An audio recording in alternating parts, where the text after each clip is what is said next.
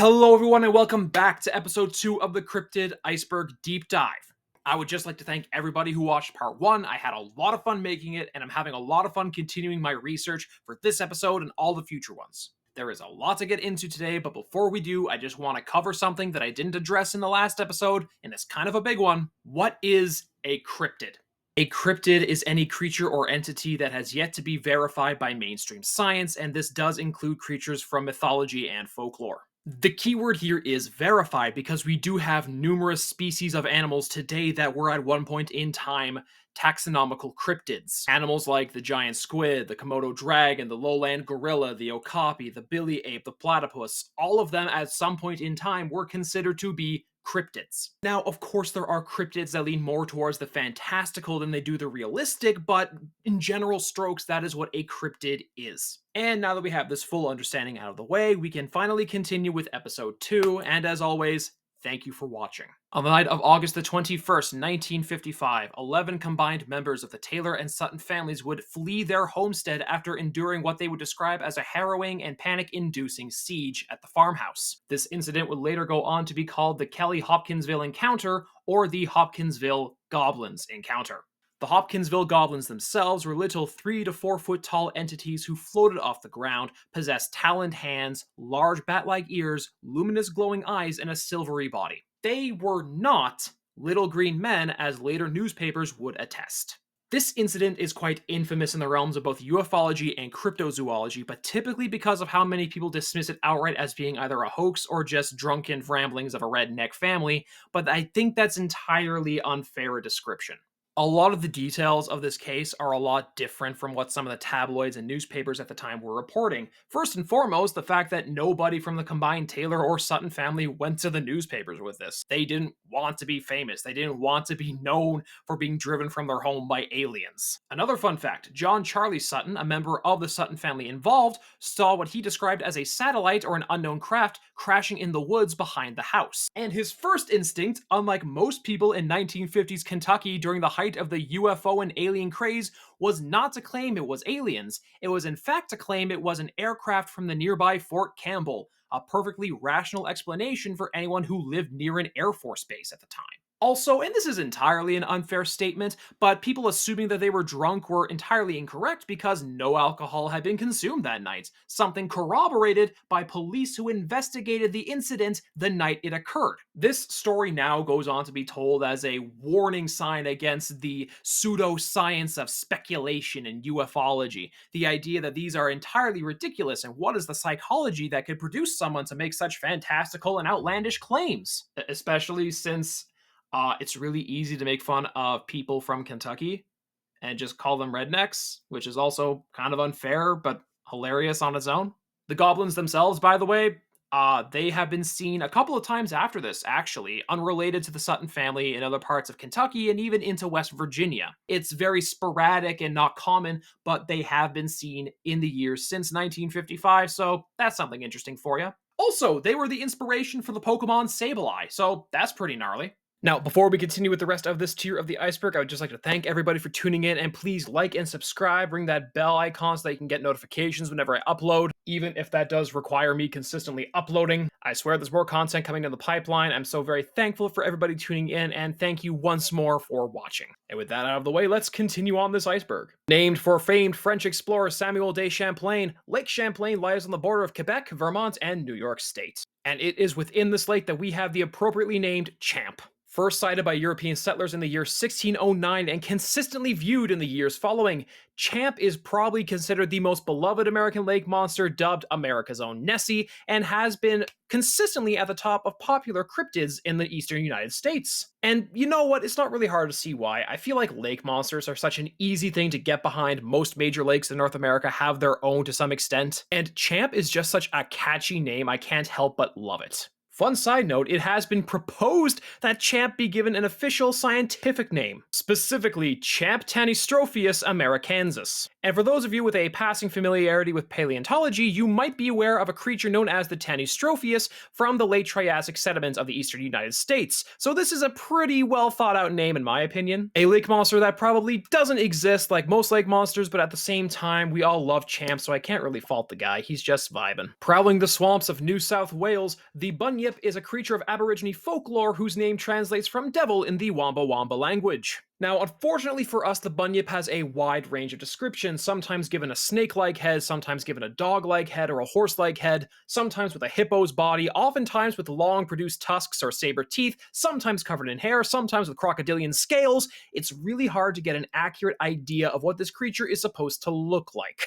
And this unfortunately is a trend with a lot of cryptids. Some don't have the same consistent descriptions, but I will give the bunyip a pass because I happen to really like it. According to legend, it has a penchant for eating children, specifically misbehaving children, and if that isn't the greatest start to most cryptid mythology, I don't know what is. And as like most cryptids, there are a plethora of explanations, each one more likely than the last, except not all of them incredibly likely. Some call it a misidentified seal, which why would it be so far inland in freshwater Australia? Some people say it's an escaped hippo, but I'm not sure how that works with Aborigine mythology. Some say it's a remnant population of Diprotodon, which are massive extinct mammals from quaternary Australia, but again, not sure I believe that one. But I think we can all just agree that the bunyip looks and sounds like something that already exists in Australia, so I'll give him the benefit of the doubt. I want to take this all the way to the Prime Minister. Hey, Mr. Prime Minister! Andy!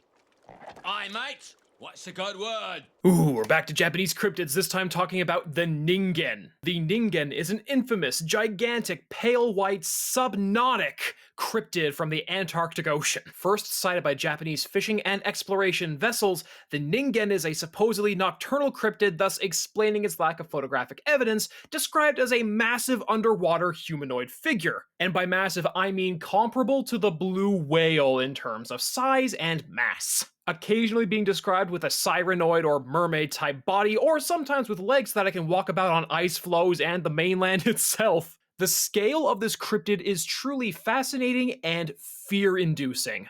This singular entity justifies megalohydrothalassophobia in its entirety. It also has a lack of notable physical evidence, and a plethora of absolutely bizarre explanations, among which include unidentified species of manta ray, giant eagle sharks, misidentified whales or belugas, Antarctic belugas, some gigantic aquatic human relative, ice floes, a hoax, which is probably the most likely one, or misidentified incarnations of the Umibozu yokai, which yes, I will be getting to the Umibozu eventually.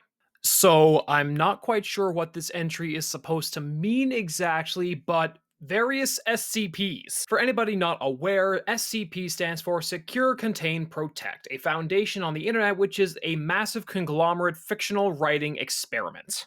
As in, dozens upon dozens of independent authors have come together to write about a fictional society that hides dangerous creatures and artifacts from the rest of the world. Things as mundane as a duck pond that makes you feel serene, or as destructive as the literal angel that guards the gates of Eden. I'm honestly not sure what this entry is supposed to mean on this iceberg, because there are certain cryptids that have been given SCP designations. SCP-169 is the bloop, SCP number 1000 is Sasquatch, and notably SCP-3934 is Nessie. However, there are oftentimes SCP entries that are given cryptid status, and I don't necessarily like that, most infamously among them being SCP-682, this indestructible bastard right here.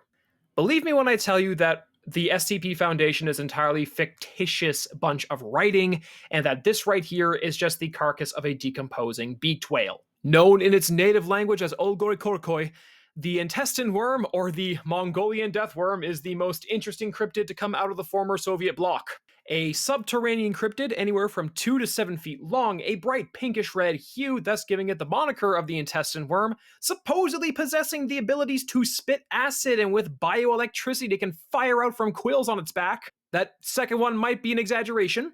This creature has been purported in Mongolian legend for almost 1,000 years. I would be utterly fascinated to know what the ancient Khan and Mongol stories were of this cryptid. That sounds incredible. Now, supposedly, this cryptid is responsible for the several hundreds of disappearances that occur in the Gobi Desert, and that is as reasonable an explanation as any for what goes on in the Gobi Desert. There are also stories of it exploding into a poison so potent that you die instantly in contact with it, although I find that one rather ridiculous. As well, these cryptids were the direct inspiration for the movie Tremors, so you know what? I gotta give these guys a gold star. Hey, would you still love me if I was a Mongolian deathworm? I just want to know. The skunk ape is the Floridian cousin of the Sasquatch, named for its distinctive odor, and a cryptid I thought would be in the previous tier because I figured at this point they were a lot more well known than they are, but I guess not. Mostly set apart from its cousins with its smaller stature and its very distinctive and foul odor, the skunk ape has been sighted all throughout the state of Florida, particularly in the Everglades. There's a lot of debate about what really sets this one apart from the Sasquatch. Some people say skunk apes are more arboreal, some believe that they're partially amphibious, some definitely agree that they're a lot harder to find, and others just think that they are escaped apes from sideshows or circuses that have ended up in the wild. And that is something that I hear a lot, especially in regards to this photo from Mayaka. This is the most infamous picture of the skunk ape we've ever received, and Bob Gimlin does a fantastic breakdown of it on his channel. There are so many points I've heard for this photo, both for its legitimacy and against it. But as somebody who wholeheartedly believes in a Bigfoot type creature, I definitely am more on the side of likely when it comes to skunk ape existing, even if the National Parks Service of the United States agrees that it's a hoax. Do I really need to explain to you all what a dragon is? Every single human culture on the planet has some form of a myth about dragons, whether they are two-legged, whether they are four-legged, whether they fly, whether they breathe fire, whether they swim, whether they're godly, whether they're mundane. Dragons exist in every culture of the world in the same way that giants do. And so it goes without saying that dragons became cryptids both in the ancient times and sometimes even in the modern. There are numerous modern-day cryptids described as dragons, whether that is the Niger fire spitter from Africa, the Kor from Papua New Guinea, or even the Iowa dragons from Iowa. Suffice to say, dragons are never going to leave the human conception of spirituality and mythology, and I think that's amazing. Cadborosaurus wilsey is a sea monster from Cadboro Bay in British Columbia, Canada. And suffice it to say, because this is a sea monster, I find it infinitely more likely that this one exists as opposed to any lake monster. And this really just goes back to the fact that there's a limited amount of space in a lake to find something. Loch Ness is not as big as we think it is. The exceptions to this rule, of course, are Lake Baikal in Russia and any one of the Great Lakes in North America, but I really don't think that lake monsters exist, or at least that they're not especially likely to exist. But Caddy is different.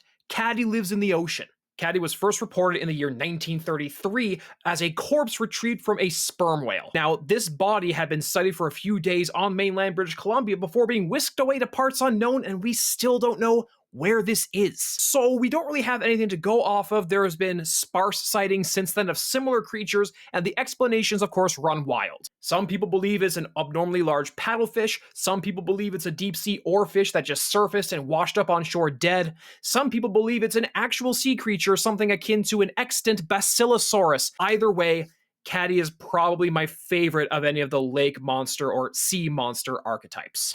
More like the Ben Dover Demon. The Dover Demon is an alien-like cryptid coming from Dover, Massachusetts. First spotted in the 1970s by a college student, the Dover Demon is given a description very similar to most gray alien sightings. A large bulbous head, glowing luminous eyes, this time orange or a dark amber color, unnaturally long arms giving it a gangly, almost amphibian or ape-like appearance. It was spotted crawling along a brick wall next to the highway, and has also been spotted sporadically in the years since. The explanations for this one that I hear are pretty weird, to say the least. The most common one I hear is that it's just a baby moose, specifically an albino baby moose, and you know what, sure, rationally, okay, that's something you might commonly see in Dover, Massachusetts. But I don't know that that fits entirely with the description of what we are seeing here. Oh, another fun fact, it's not actually gray or white in color, despite what most depictions might think. It's actually been described as being more of a faint peach pink, which just adds to the creepy factor with his weird baby-like proportions. It is also the single scariest episode of Lost Tapes, or at the very least, one of the scarier episodes. Man, does anyone else remember Lost Tapes?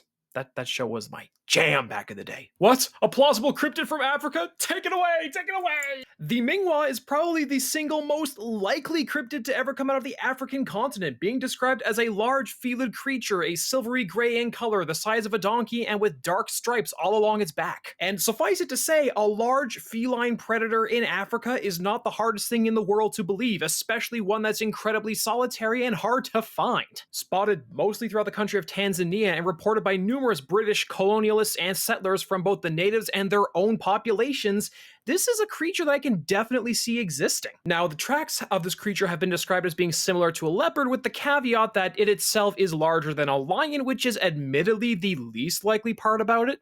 I don't know. I don't think we're going to see a creature larger than a lion, or at least a felid one larger than a lion on the African continent without any more substantial evidence, but there have been game camera photos supposedly of this creature, and I would definitely give them the benefit of the doubt and a massive grain of salt. This cryptid is also commonly associated with attacks from the Kimosets or the Nandi bear, which is another African cryptid from the same region. So, bottom line, I love this cryptid. We need more Mingwa in our media, please. It's an Australian Bigfoot! The Yowie is yet another cryptid from the Australian Aborigine legend, populated all over the Australian subcontinent but concentrated mostly in the state of Queensland. With its last sighting in 2021 and heights anywhere from 5 to 9 feet tall, the Yowie, being a Sasquatch-type creature, is one that I am predisposed to loving. However, it's also the hardest one to believe in because, as far as we know, there are no primate fossils coming from Australia beyond those of humans. However, it has been theorized that the Yowie might just be a convergently evolved marsupial that resembles a large primate, which would be incredible, fascinating, and also kind of terrifying. It's also worth noting that the Yowie itself is often described as being a more violent or aggressive Bigfoot creature, which we often don't see unless you're in the state of Texas, so that's kind of frightening. It was also fused with the creature known as the Yaramayahu for a Scooby-Doo movie, creating a vampire that is nothing like either of its two source materials. So there you go. But yeah, no, we need more Bigfoots. More international Bigfoot, please. I'm gonna take this all the way to the Prime Minister. Hey, Mr. Prime Minister! Andy! Aye, mate. What's a good word? It's another Canadian, it's another lake monster, it is yet another Canadian lake monster. Ogopogo is a lake monster sighted in Lake Okanagan from the Okanagan Valley of British Columbia, Canada. It is also known by the name of Naitaka, coming from the Salish word Nihaaitik, which translates to Lake Devil. Now, while the first modern reports of this cryptid come from 1926, it has been spotted in antiquity by the local Salish natives of the province. There was also a rather infamous sighting where up to 30 cars of people saw the same lake monster, which is something that adds a bit more credibility than most other lake monsters. Seriously, most lake monster sightings are either individuals or pairs. Sometimes these pairs don't even agree on what they saw. But this was 30 cars worth of people who all saw the same thing. And even if each car only had one person, that is still infinitely more sightings that agree on what they saw than most lake monsters tend to get. It is also worth noting that while First Nation sightings of this creature have taken place since antiquity, the first one recorded by Westerners was in the 19th century. So again, there's a lot that we are missing here in terms of the language and the history, but you know what? I'll give it a pass on this one.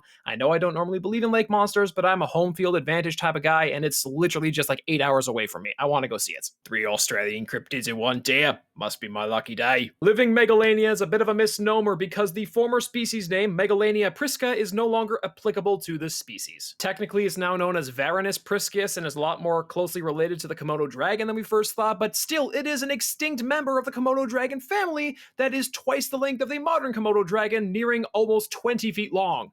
A 20-foot monitor lizard is a horrifying prospect, especially when you consider their attitude and their appetites. Now, the Varanus priscus went extinct close to 23,000 years ago. However, we do have oral legends from the Australian Aborigines dating from that time, as well as sightings from as far back as supposedly 10,000 years ago, which is already 13,000 years extant from when we thought they went extinct. And not only that, but we do have quite a few sightings even up into the 1900s. For example, there were numerous sightings all throughout Alice Springs. There were also sightings near the town of Moruya, where plaster casts were taken of this sighting, as well as ones from previous sightings in the year 1979. These two independent casts were very similar in nature to each other, and while a lot of modern scientists seem to believe that saltwater crocodiles are to blame for a lot of the sightings of this creature, I think it's a lot more horrifying and on brand for Australia if the Varanus priscus is still roaming the outback. I will say, however, that the 30-foot reports that we've gotten from some sightings are a bit ridiculous and far outside of what we know from the fossil record, but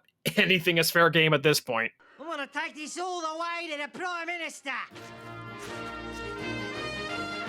Hey, Mr. Prime Minister! Andy! Aye, mate. What's a good word? The Black Knight satellite is one of the most infamous entities in all of ufology. It is also embridled with numerous ufological conspiracy theories and has supposedly been circling the Earth for the last 13,000 years. Apparently, it has moved hemispheres, it has changed its orbiting style, and has been following around us as an extraterrestrial vessel meant for reconnaissance and spying. Supposedly, according to this conspiracy theory, it was put in the upper atmosphere to watch Homo sapiens as we developed our civilization and our technology.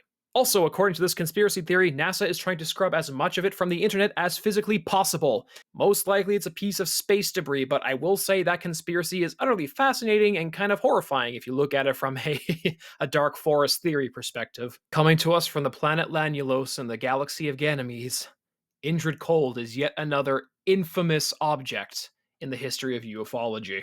The first sighting of Indrid Cold took place in the year 1966, leading up to the sightings of the Mothman in West Virginia. And when I say leading up to the sightings of the Mothman, I mean almost perfectly coinciding with them. There's a lot of conspiracy theories suggesting that the two of them are inextricably linked to each other and might have similar modus operandi. It is also worth noting that Indrid Cold is also known by the moniker of the Grinning Man, as you can clearly understand here. Apparently, according to Mr. Indrid Cold, there are other grinning men known by the names of Demo Hassan and Carl Ordo. He's also supposedly wrapped up in the Men in Black conspiracy and might even be one of the Men in Black himself. There are so many different sightings of so many different grinning men in so many different countries around the world that I really do need to do a full video talking about Indrid. He is just terrifying, and I'm pretty sure that his face is just going to haunt my nightmares. I'm absolutely babbling just thinking about this guy. Just look at this dude.